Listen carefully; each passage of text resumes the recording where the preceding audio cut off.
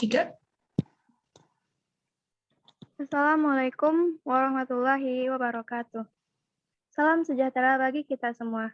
Shalom, Om Swastiastu, Namo Buddhaya, salam kebajikan. Yang terhormat kepada Bapak Oni selaku dosen pengajar mata kuliah dasar manajemen dan kepada teman-teman semuanya. Baik, kami dari kelompok 3 akan menjelaskan tentang desain dan struktur organisasi PT Cikpers Farm. Baik, sebelum itu saya akan memperkenalkan anggota dari kelompok 3.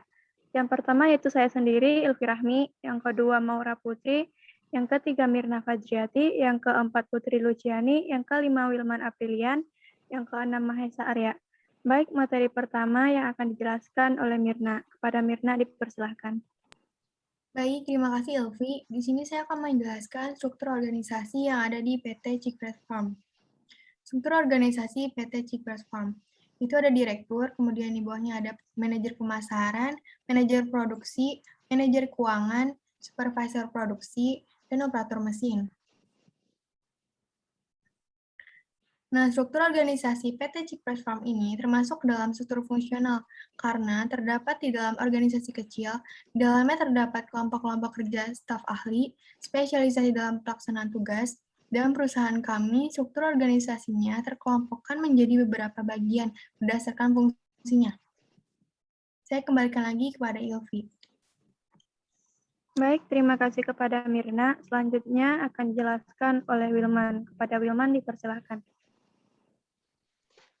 Baik, terima kasih Elvi. Selanjutnya, yang kedua itu perencanaan pendekatan.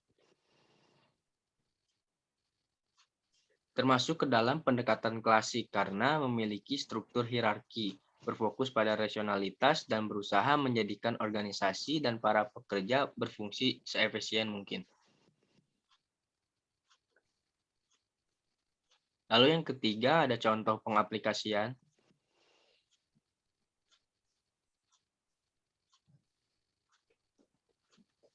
Yang pertama itu pembagian kerja atau tugas. Tugas dari direktur sendiri yang pertama memimpin, membina, dan mengendalikan jalannya perusahaan, lalu menetapkan kebijakan dan peraturan yang berlaku, mengambil keputusan, mengontrol pertumbuhan aktivitas perusahaan, mengawasi kinerja perusahaan, merancang target, mengembangkan serta menyusun rencana jangka panjang dan jangka pendek, dan membawahi manajer-manajer. Saya kembalikan kepada moderator. Baik, terima kasih kepada Wilman. Selanjutnya akan dijelaskan oleh Putri. Kepada Putri dipersilahkan. Baik, terima kasih Ilvi. Di sini saya akan menjelaskan tentang manajer pemasaran. Tugas dari manajer pemasaran itu melakukan perencanaan strategi pemasaran dengan memperhatikan tren pasar dan sumber daya perusahaan. Yang kedua, merencanakan marketing research, yaitu dengan mengikuti perkembangan pasar, terutama terhadap produk yang sejenis dari perusahaan pesaing.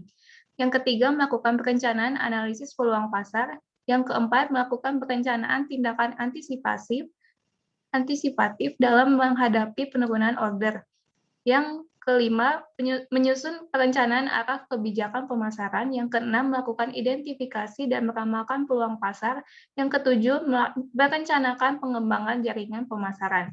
Lalu di sini ada manajer produksi. Tugasnya itu yang pertama, membuat rencana jadwal produksi untuk pekerjaan. Yang kedua, menerapkan dan mengendalikan jadwal produksi. Yang ketiga, menentukan sumber daya material yang dibutuhkan. Yang keempat, mengelola sumber daya untuk memenuhi target produksi. Yang kelima, menerapkan prosedur operasi standar untuk operasi produksi. Yang keenam, menetapkan standar kualitas produk. Yang ketujuh, menerapkan dan menegakkan kontrol kualitas dan program pelacakan untuk memenuhi tujuan kualitas. Saya kembalikan kepada Ilvi. Baik, terima kasih kepada Putri. Selanjutnya akan dijelaskan oleh Mahesa. Kepada Mahesa dipersilakan. Baik, terima kasih Ilvi. Di sini saya akan menjelaskan manajer keuangan.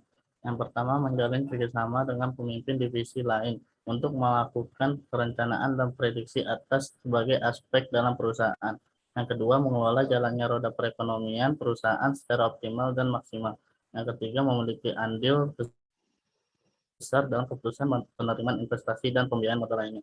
Yang keempat, job desk selanjutnya adalah menghubungkan perusahaan pasar modal demi memperoleh biaya opsional untuk mengembangkan perusahaan.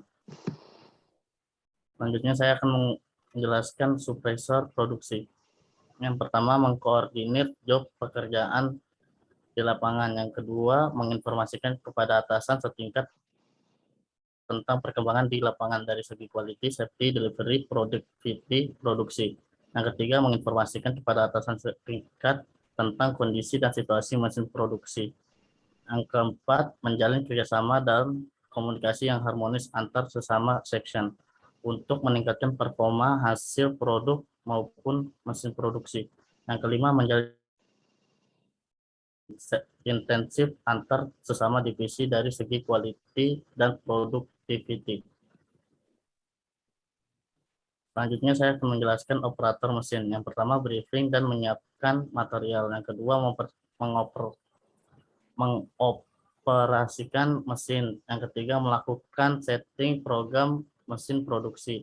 Yang keempat, memonitor kondisi mesin produksi. Yang kelima, menjaga produktivitas. Yang keenam, menjaga kualitas produksi. Yang ketujuh, memelihara media kerja. Yang kedelapan, memberi informasi saat pengganti shift. Terima kasih, saya kembalikan lagi kepada Irti. Baik, terima kasih kepada Mahesa. Selanjutnya akan dijelaskan oleh Maura. Kepada Maura, dipersilakan. Baik, terima kasih Ilvi. Saya akan menjelaskan tentang departementalisasi. Departementalisasi adalah sektorisasi yang menurut departemen yang dijalankan suatu perusahaan, sesuai dengan kegiatan dan kebutuhannya. Di perusahaan kami ada 3 departemen. Yang pertama, ada departemen produksi, yang di bawahnya ada supervisor produksi, manajer produksi, dan operator mesin. Yang kedua, ada departemen keuangan, yaitu ada manajer keuangan. Dan yang ketiga, ada departemen pemasaran, yaitu ada manajer pemasaran. Selanjutnya ada hierarki. Yang pertama ada chain of command atau rantai komando. Adalah garis otoritas yang tak boleh dilanggar atau unbroken, mulai dari manajemen puncak hingga level manajemen yang paling bawah, menjelaskan siapa yang melapor ke siapa dan pertanggungjawabannya.